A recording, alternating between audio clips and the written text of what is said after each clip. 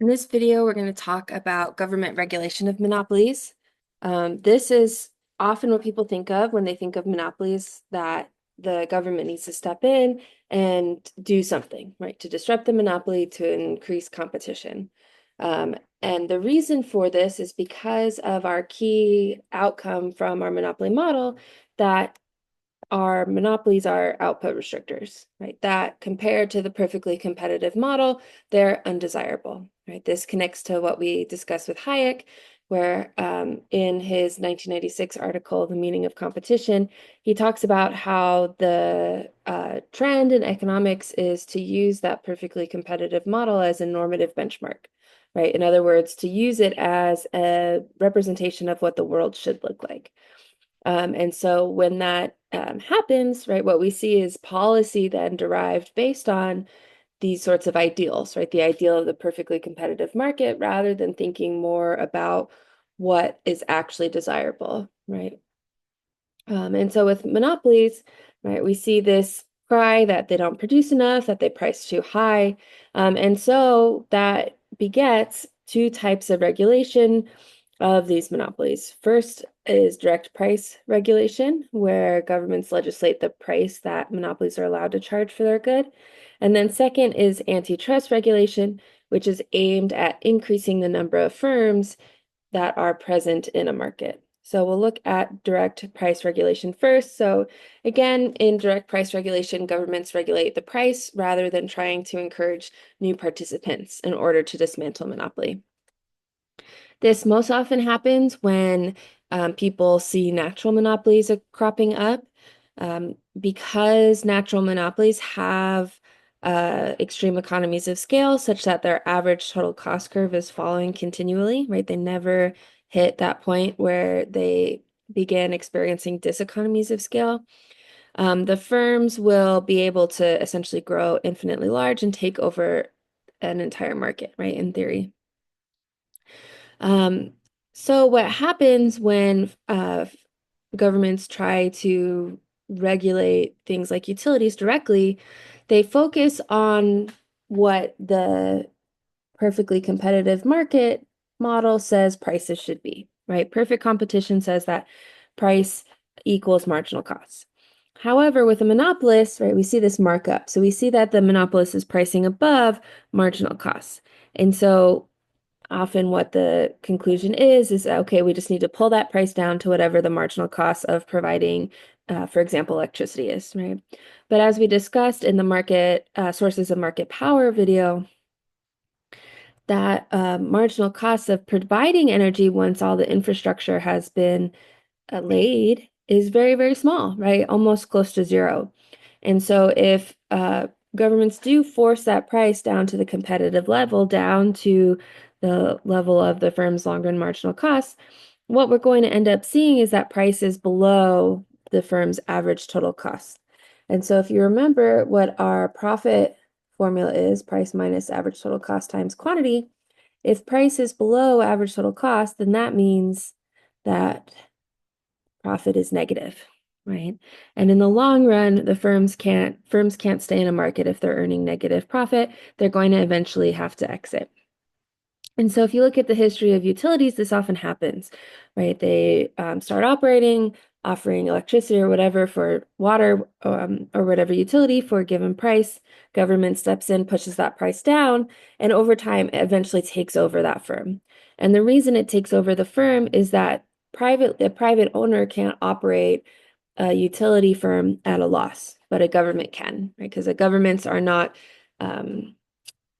accountable to budgets, right? They don't have to earn a profit in order to sustain themselves because they sustain through taxes, right? So this is why we see so much state ownership of utilities, because they're the only ones who can, in perpetuity, operate utilities below, at a price below the average total cost of running them. Okay. Many of these types of regulations, where we see prices placed on marginal costs, are a result of what is called the nirvana fallacy. So people see something happening in the world, decide they don't like it, imagine this ideal form of government intervention and government outcomes, thinking that, oh, this intervention will give us what the outcome should be, whatever that optimal outcome is. Government does that. And often that doesn't go the way that people expect. Often government is not actually able to provide those outcomes in that quote unquote optimal way. And the reason for that is the fact that regulators face what we call epistemic limits or knowledge limits, right? They don't know everything and they can't know everything importantly. And so that means that they are bound to fail. They also face some public choice incentives that we're going to turn to second. First, we're going to focus though on these epistemic limits.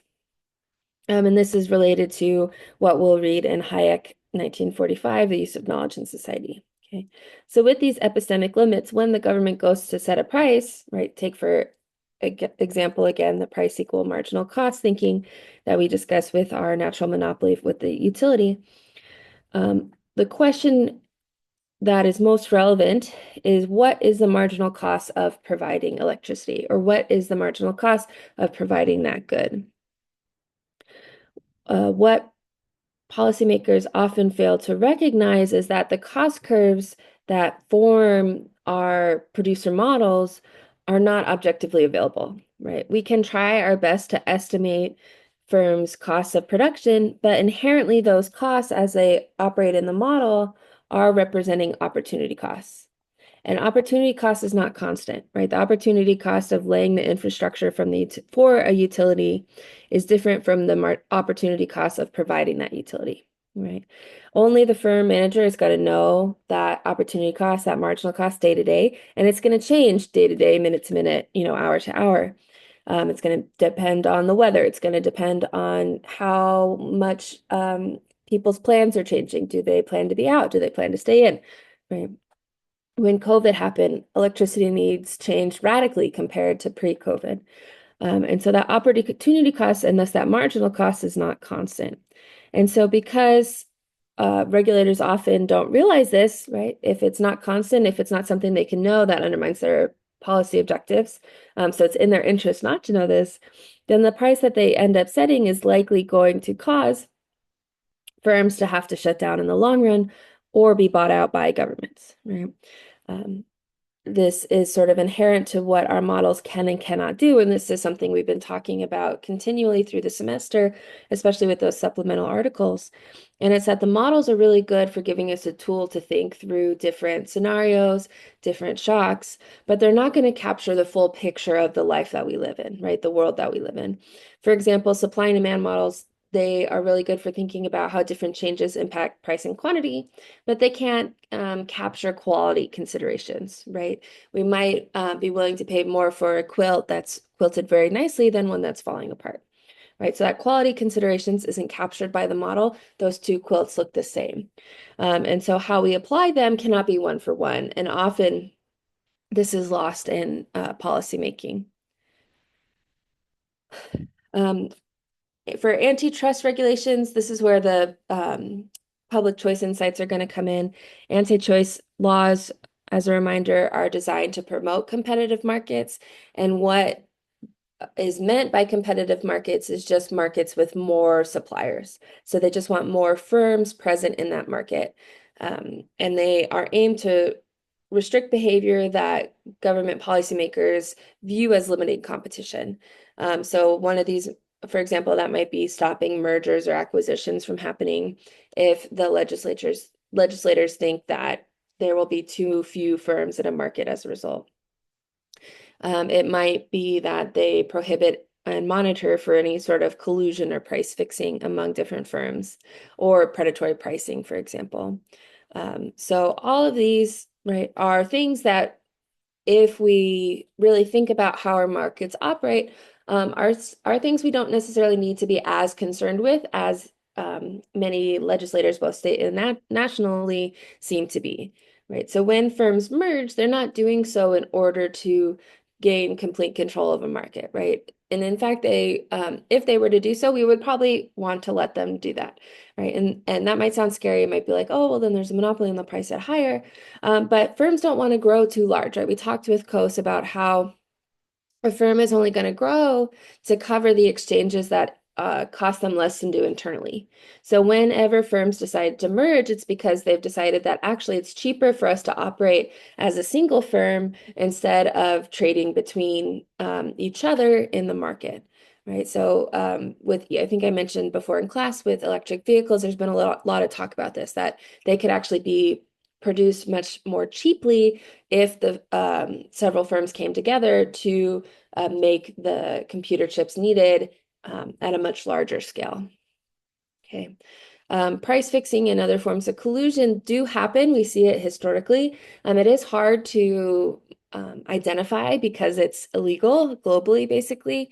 And so people don't tell you when they're colluding or price fixing. But as we'll talk about when we get to oligopoly, there's a very strong incentive for firms to cheat. And so these types of collusion where we see prices fixed at a higher level than is what we would otherwise see in a market is not going to be a long-term condition, right? Firms are going to have the incentive to cheat, to price a little lower in order to capture more of the market, and we're going to see that unravel, right? So we'll talk about that in the oligopoly chapter at more length. And then finally, with predatory pricing, the worry is that you're going to get a big firm, like this was a concern with Walmart, a few decades ago, where people were scared that Walmart was going to enter a market, price things really cheaply, and drive out mom and pop stores, and then raise their prices again, right? The issue is that even if Walmart could, or another, big store could afford to do that, if they could afford to price at a really low level, until they've driven out all their competition, right, which would take quite a while.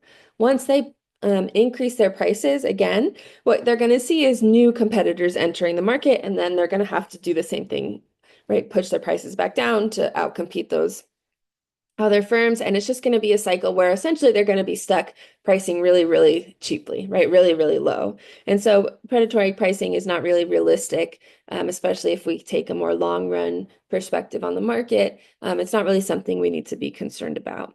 Really, the only time when mergers and acquisitions, collusion, or predatory pricing are something that we might expect to be retained as a firm behavior in perpetuity is when it's protected by different forms of government regulation, ironically, right? So it's only where we see firms taking advantage of government regulation to protect themselves that we need to start worrying about these anti-competitive behaviors, right? So this is where, so for example, patents and licenses, like we talked about previously, but this is where the public choice insights come in.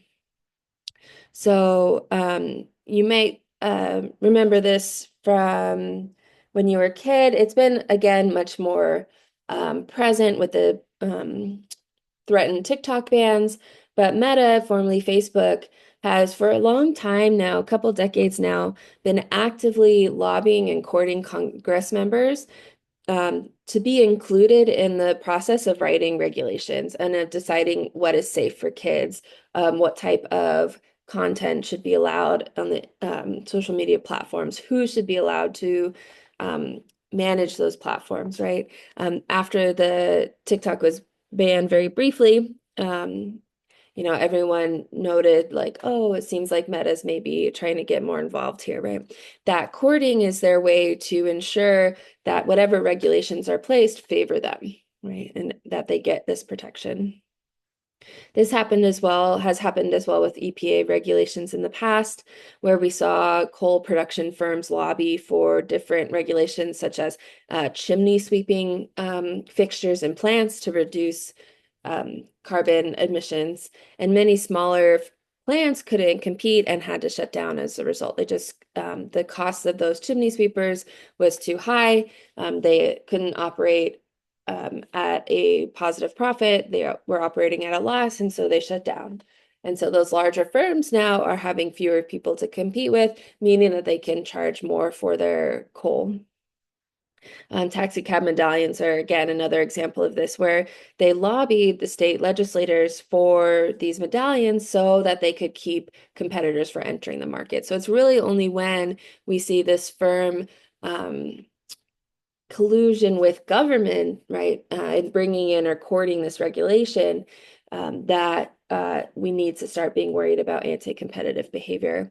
And ironically, it's often, maybe not ironically, but it's often presented, this type of regulation is often presented in a way that makes it sound imperative, like almost morally imperative. And this is what we call Baptists and bootleggers in public choice, where if you know anything about prohibition in the US during the 1920s, the Baptists were really the front face for prohibition. They wanted alcohol to be disallowed, and at the very least, they wanted restrictions on accessing alcohol on Sundays. And it was this moral imperative that they brought, that it's best for the soul, for the heart of the nation, right, to have the use of alcohol disallowed. And of course, the bootleggers, right, those folks who were trading alcohol legally, were all for this, right? If legal alcohol gets prohibited, then now the price of their illegal alcohol goes up, right? Because there's no one otherwise providing it legally. And so you had the Baptists on the front face lobbying for this prohibition, and the bootleggers in the back sort of funding it and lobbying in ways that the public doesn't see, right? And you get this as well. Maybe you can see that, identify it for yourself in the examples I've provided, where we have a lot of rhetoric that's around like, this regulation is good, it's really needed, we need to protect the kids, we need to have cleaner air, we need to ensure that people can earn, a good enough salary driving a cab. All of that sort of morally tied up motivation is what people use to get the regulation passed. And then if you peel back those layers, you see some of those not so pretty self-interested, anti-competitive interests underneath. Okay, so to go back a slide, one thing I skipped over here, so this slide includes that discussion from Coase that I mentioned previously. One thing I skipped over is this bit from Demsetz 1968. So this is that article, Why Regulate Utilities, that you'll read as part of this module. And a key conclusion that Demsetz comes to is that really with our monopoly model, we don't need to be so hyper-focused on the number of producers in a market, right? Having one producer, two producers does not mean we're going to get an outcome that is anti-competitive, right?